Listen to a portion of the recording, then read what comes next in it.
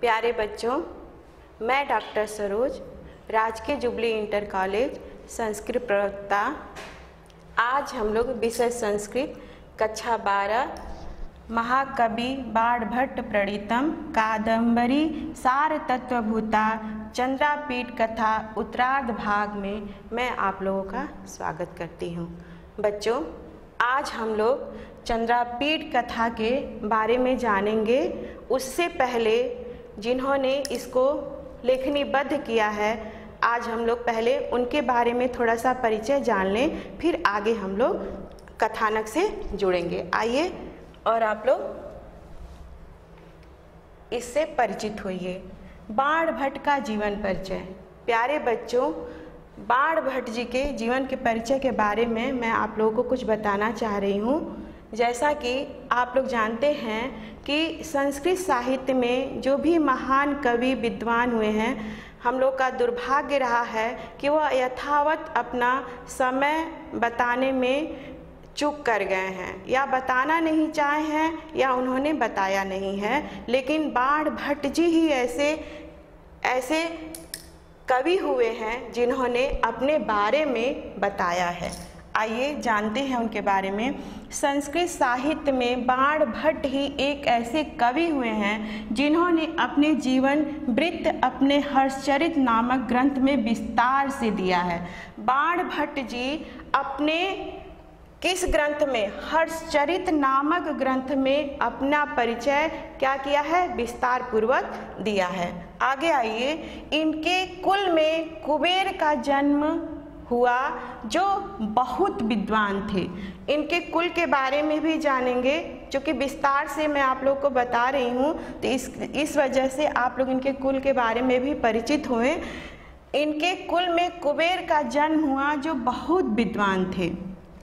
कुबेर के कुल में कुबेर जी जन्मे और उनमें कुबेर के कितने पुत्र हुए? 4 पुत्र हुए, जिसमें से ईशान, हर, पाशुपत और अच्युत, ये 4 पुत्र उनके पैदा हुए, जिसमें से पाशुपत के एक अर्थपति हुए। आप लोग समझिए कि 4 पुत्रों में जो पाशुपत थे, उनके पाशुपत के एक अर्थपति पुत्र हुए। अर्थपति के 11 पुत्र हुए। उन्हीं में बाणभट्ट के पिता चित्रभानु थे। यानी यहाँ पर आप लोग को विदित हो जाता है कि बाणभट्ट जी के पिता का नाम क्या था? चित्रभानु था। तो अर्थपति के 11 पुत्र हुए, उन्हीं में बाणभट्ट के पिता चित्रभानु थे, और बाणभट्ट की माता का नाम क्या था? राजदेवी था। बाणभट्ट जी का निवास स्थान प्रीतिकूट नामक ग्राम था। बाणभट्ट जी का निवास स्थान क्या था? प्रीतिकूट नामक ग्राम था। बाल्यावस्था में ही बाणभट्ट के माता का निधन हो गया, और जब वे 14 वर्ष के थे तब उनके पिता का देहांत हो गया। प्यारे बच्चों, इनका बाल्यावस्था बहुत ही ठीक नहीं रहा है। इनके बचपन में ही इनकी माता का क्या हो गया था? निधन हो गया था, और 14 वर्ष के तब थे इनके पिता का भी देहांत हो गया था। एक दिन इनकी मुलाकात हर्षवर्धन के भाई कृष्ण से हुई। कृष्ण इन्हीं हर्षवर्धन के दरबार में ले गए। यानी इनकी मुलाकात एक दिन किससे हुई? हर्षवर्धन के भाई कृष्ण से हुई, और कृष्ण इन्हें हर्षवर्धन के दरबार में ले गए। हर्ष ने इन्हें वैश्यवाणी कवि चक्रवर्ती की उपाधि से क्या किया? विभूषित किया। इनकी विद्वत्ता से परिचित होकर इनको किस उपाधि से विभूषित किया? वैश्यवाणी कवि चक्रवर्ती की उपाधि से इन्हें विभूषित किया। हर्ष का राज्याभिषेक 606 ईस्वी में तथा मृत्यु 648 ईस्वी में हुआ। इस प्रकार बाणभट्ट का समय 7वीं सदी का उत्तरार्ध ही उचित प्रतीत होता है। इस वजह से इनका बाणभट्ट जी का समय 7वीं सदी का उत्तरार्ध ही मानना उचित है। आगे आइए। बाणभट्ट जी की रचनाएं। प्यारे बच्चों, मुख्य रूप से बाणभट्ट के 2 रचनाएं अत्यंत प्रसिद्ध हैं। प्यारे बच्चों, मुख्य रूप से बाण भट्ट की सिर्फ 2 रचनाएं जो हैं बहुत ज़्यादा प्रसिद्ध हैं। कौन कौन सी? एक हर्षचरित और दूसरा कादम्बरी, जो हम लोग के पाठ्यक्रम में प्रस्तावित है। इसका चंद्रापीठ का उत्तरार्ध भाग। आइए हर्षचरित के बारे में कुछ जानते हैं। यह 8 उच्छ्वासों में लिखी हुई है। यह एक आख्यायिका है। इसके प्रारंभ में स्वयं बाण ने अपने वंश का विशद वर्णन किया है। कादम्बरी, यह एक अनूठा ग्रंथ है। इसमें 3 जन्मों का वर्णन है। जो हम लोग पढ़ेंगे बच्चों, कादम्बरी, इसमें 3 जन्मों की कथा वर्णित है और ये अत्यंत ही बहुत ही मनोरम कथा है जो आगे हम लोग पढ़ेंगे। आइए बच्चों, बाण भट्ट की गद्य शैली के बारे में हम लोग थोड़ा जान लेते हैं। बाण भट्ट जी पांचाली रीति के कवि हैं। पांचाली रीति से क्या तात्पर्य है? पांचाली रीति से तात्पर्य है बच्चों कि पांचाली रीति का तात्पर्य विषय के अनुरूप शब्दावली का प्रयोग। इन्होंने अपने आख्यायिका में विषय के अनुरूप ही शब्दावली का प्रयोग किया है, कहीं कोई अन्यथा प्रयोग नहीं किया है। बाण के समय 4 प्रकार की गद्य शैलियाँ प्रचलित थीं, जिनमें 3 बाण भट्ट की साहित्य में मिलती हैं। एक दीर्घ समासा, अल्प समासा और समास रहिता। बाण रस सिद्ध कवि हैं। श्रृंगार इनका सर्वप्रिय रस है। जैसा कि बच्चों आप लोग जानते हैं, श्रृंगार कालिदास जी का भी सर्वप्रिय रस है और बाण भट्ट जी का भी सर्वप्रिय रस श्रृंगार माना जाता है। बाण भट्ट जी के विषय में सुप्रसिद्ध युक्ति है, बाणोच्छिष्टम जगत सर्वम। बाणोच्छिष्ट जगत सर्वम मतलब कि इनके लिए एक उक्ति प्रचलित है कि बाण ने जिसको जूठन के रूप में जूठन समझ के छोड़ दिया, वही सारे इस जगत में व्याप्त है। यानी अन्य कवियों के द्वारा उसी को लिया गया जिसको इन्होंने जूठन समझकर छोड़ दिया। आइए आगे हम लोग अपने कथानक से जुड़ते हैं और कथानक के बारे में जानते हैं। चंद्रापीठ का कथासार। प्यारे बच्चों, अगर इसको आप लोग समझ लेते हैं तो इससे आधारित जितने भी प्रश्न आएंगे वो आपसे बन जाएंगे। और आगे हम लोग इसके बारे में चर्चा करते हैं कि गद्य की 2 विधाएं होती हैं। कथा गद्य की बच्चों 2 विधाएं होती हैं। कौन कौन सी? पहली कथा जो कवि कल्पित होती है, यानी कवि के द्वारा कल्पना के रूप में जो प्राप्त की गई रहती है वो कवि कल्पित होती है। आख्यायिका क्या होती है बच्चों? ऐतिहासिक आख्यानों पर आधारित होती है। जो इतिहास में प्रसिद्ध होते हैं उन आख्यानों पर जो आधारित होती है उसको आख्यायिका कहते हैं। तो कादम्बरी जो हम लोग पढ़ रहे हैं वह कादम्बरी एक कथा है। रस इसमें क्या है? शांत है। इसमें चंद्रापीठ बच्चों अक्सर कहा जाता है कि इसमें 3 जन्मों की कहानी है। तो 3 जन्मों की कथा किसकी है? सबकी नहीं है। आपको इसको ध्यान से समझना होगा, देखना होगा कि इसमें सबकी कहानी नहीं है। किनकी 3 जन्मों की कहानी है? इसमें चंद्रापीठ एवं वैशंपायन के 3 जन्मों की कथा है। इन्हीं के 3 जन्मों की कथा इसमें वर्णित है, सबकी नहीं वर्णित है। 3 जन्मों की कथा किसकी वर्णित है? सिर्फ चंद्रापीठ और वैशंपायन की।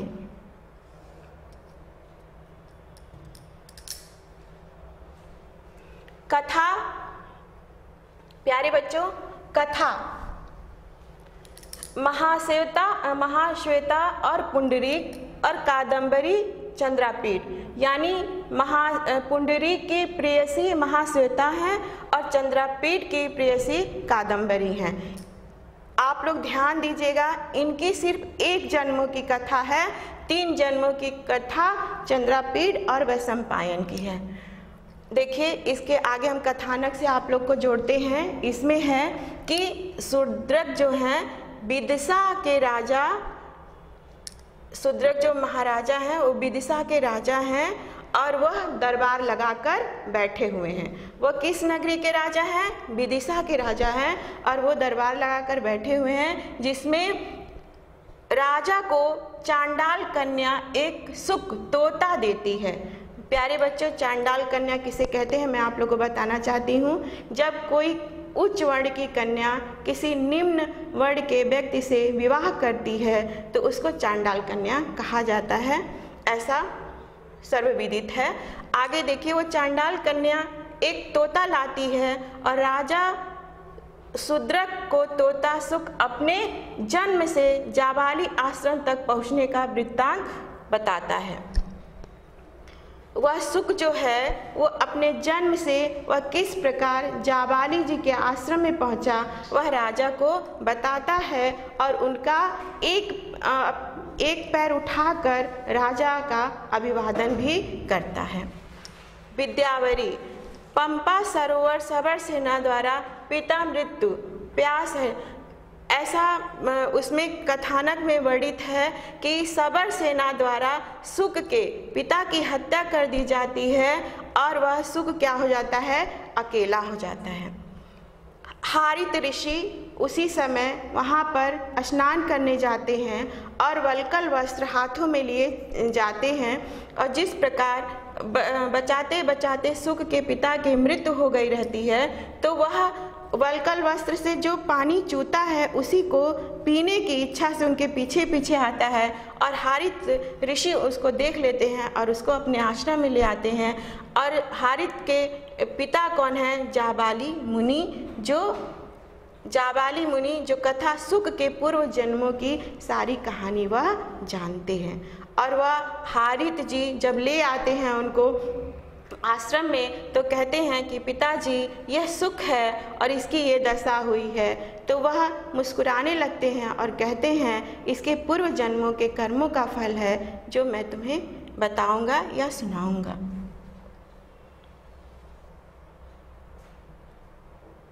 आगे देखिए बच्चों, बहुत निवेदन करने पर, सुख के बहुत निवेदन करने पर जाबाली उसके पूर्व जन्मों की कथा सुनाते हैं जो मैं आप लोगों को यहाँ पर बताना चाहती हूँ। आगे देखिए, उज्जैनी के राजा कौन है? तारापीठ और उनकी पत्नी रानी विलासवती। उज्जैनी के राजा कौन है? तारापीठ और उनकी पत्नी रानी विलासवती। उनके पुत्र हैं चंद्रापीठ। उनके पुत्र कौन है? चंद्रापीठ। बच्चों ध्यानपूर्वक इसको देखिए और समझिए। एक बार आप लोग समझ लेंगे फिर आप लोग को कोई दिक्कत नहीं होगी। इनके तारापीठ के कौन है? अमात्य। बच्चों बार बार पूछा जाता है कि चंद्रापीठ के पिता का क्या नाम है, तो यहाँ पर तारापीठ और माता का नाम विलासवती और पुत्र चंद्रापीठ। तारापीठ के अमात्य हैं सुकनास और इनकी पत्नी क्या है? मनोरमा। सुकनास है और इनकी पत्नी क्या है? मनोरमा। और इनके पुत्र का नाम है वैशंपायन। इनके पुत्र का क्या नाम है? वैशंपायन। प्यारे बच्चों, चंद्रापीठ तथा वैशंपायन दोनों क्या हैं? परम मित्र हैं, परम मित्र बन जाते हैं और दोनों की शिक्षा दीक्षा अध्ययन साथ में ही होता है। और दोनों की जब शिक्षा दीक्षा समाप्त होने की होती है तो राजा जो तारापीठ हैं चंद्रापीठ को क्या करते हैं? उपहार स्वरूप में इंद्रायुध नामक घोड़े का क्या नाम है बच्चों? इंद्रायुध नामक घोड़ा उनको भेजते हैं। किसके लिए? पुरस्कार स्वरूप में इंद्रायुध नामक उनको घोड़ा भेजते हैं। आगे देखिए, चंद्रापीठ और वैशंपायन जब वो लोग इंद्रायुध नामक जब घोड़ा भेजते हैं तब उनको महाराज तारापीठ द्वारा ऐसा आदेश भेजा जाता है कि आप लोग दिग्विजय के लिए प्रस्थान कीजिए। दिग्विजय का मतलब होता है बच्चों कि सर्वत्र अपना अधिकार जमाना। इसलिए वह दिग्विजय के लिए क्या करते हैं? दोनों कौन जाते हैं? चंद्रापीठ और वैशंपायन दोनों क्या होते हैं? साथ साथ दिग्विजय के लिए निकलते हैं। आगे देखिए बच्चों, चंद्रापीठ दोनों साथ साथ तो निकलते हैं, लेकिन बीच में वैशंपायन कहीं छूट जाते हैं और चंद्रापीठ क्या होते हैं, आगे निकल जाते हैं। और वह आगे निकलते हैं तो किन्नर युगल की पीछा करते हुए वह कहाँ, दूर तक पहुँच जाते हैं। ये किन्नर एक प्रजाति है जो जंगलों में निवास करती है बच्चों। इसका पीछा करते करते बहुत दूर तक निकल जाते हैं और अछोद सरोवर तक क्या करते हैं, पहुंच जाते हैं। वहाँ पर उनको क्या मिलती हैं, वहाँ पर उनको तापसी कन्या, तापसी कन्या कौन है, तपस्या करती हुई महाश्वेता, तपस्या करती हुई कौन मिलती है, महाश्वेता मिलती है, जो कौन है, हंस और गौरी की क्या है, पुत्री है। हंस और गौरी की पुत्री है। हंस गंधर्व राज है और गौरी जो है वह क्या है, अप्सरा है। हंस और गौरी की पुत्री महाश्वेता है, जो पुंडरीक पर आसक्त हो जाती हैं और उनकी क्या हो जाती है, पुंडरीक की असमय मृत्यु हो जाती है और महाश्वेता आजीवन कौमार व्रत का धारण कर लेती हैं। वैसे तो बच्चों पहले वह अपना जीवन खुद त्यागने जाती हैं। जब पुंडरीक की मृत्यु हो जाती है तो वह खुद अपना जीवन त्यागने का निर्णय लेती हैं। लेकिन पहले क्या होता था बच्चों की आकाशवाणी होती थी। तो आकाशवाणी होती है कि महाश्वेता आप क्या करिए, मृत्यु को प्राप्त ना होइए, आपको फिर से पुंडरीक मिलेंगे। फिर वह चंद्रापीठ को लेकर आती हैं, उसको चंद्रापीठ के साथ आती हैं दोनों सखियां। इनकी सखी कौन है, कादम्बरी, और दोनों सखियां क्या करती हैं, इनसे चूँकि इनका बहुत अधिक मित्रता होती है, इन्हीं से प्रभावित होकर ये भी आजीवन कौमार्य का व्रत धारण करने का निश्चय करती हैं। चंद्रापीठ तथा महाश्वेता दोनों मिलकर कादम्बरी को समझाते हैं कि वह अपने कौमार्य व्रत का क्या करे, त्याग कर दें। चंद्रापीठ तथा कादम्बरी एक दूसरे को देखकर आसक्त हो जाते हैं। चंद्रापीठ और कादम्बरी क्या करते हैं, एक दूसरे को देखकर आसक्त हो जाते हैं। चंद्रापीठ का उज्जैन से पिता का बुलावा, वैशंपायन ससैन्य लौटाया जाना किंतु लौट कर न आना। चंद्रापीठ के लिए तारापीठ का उज्जैन से क्या होता है, बुलावा आता है, लेकिन क्या होता है कि तारापीठ तो जाने के लिए क्या होते हैं, तत्पर होते हैं, लेकिन उनको वैशंपायन नहीं मिलते हैं और क्या होता है, चंद्रापीठ फिर आते हैं और अछोद सरोवर पर वैशंपायन को ढूंढने लगते हैं कि वैशंपायन कहाँ रह गए।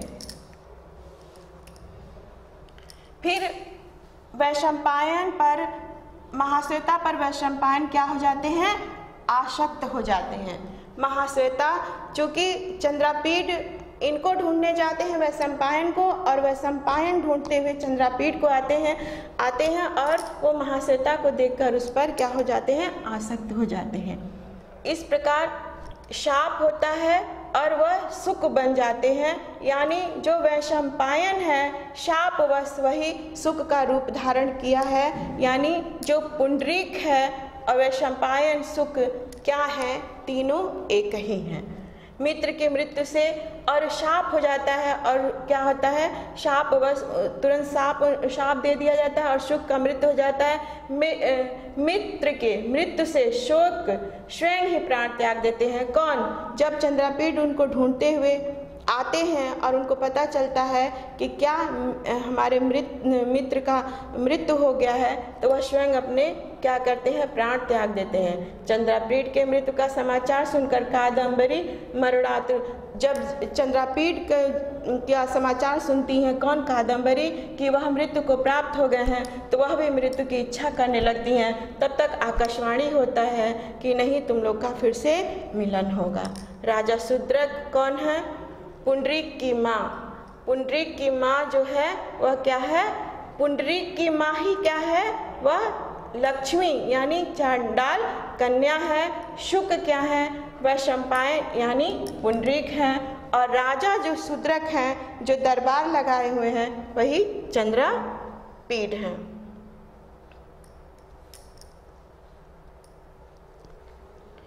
चंद्रमा पुनः जन्म का शाप, पुंडरीक वैशंपायन सुख। देखिए बच्चों, आप लोग ऐसे देखिए, समझ लीजिए कि पुंडरीक ही वैशंपायन है, वैशंपायन ही सुख है।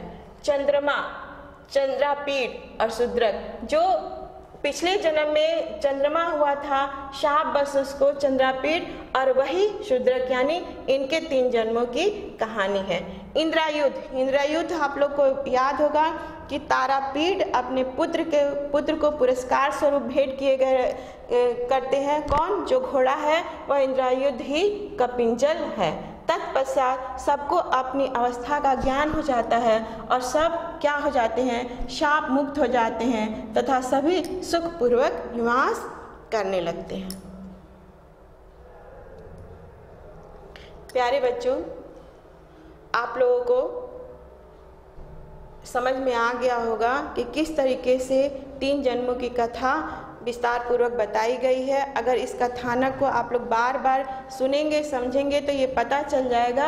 और आगे आप लोग गृह कार्य के लिए बाणभट्ट की गद्य शैली पर प्रकाश डालिए, इसको पढ़िएगा और बाणभट्ट द्वारा रचित चंद्रापीठ के कथा सार पर प्रकाश डालिए।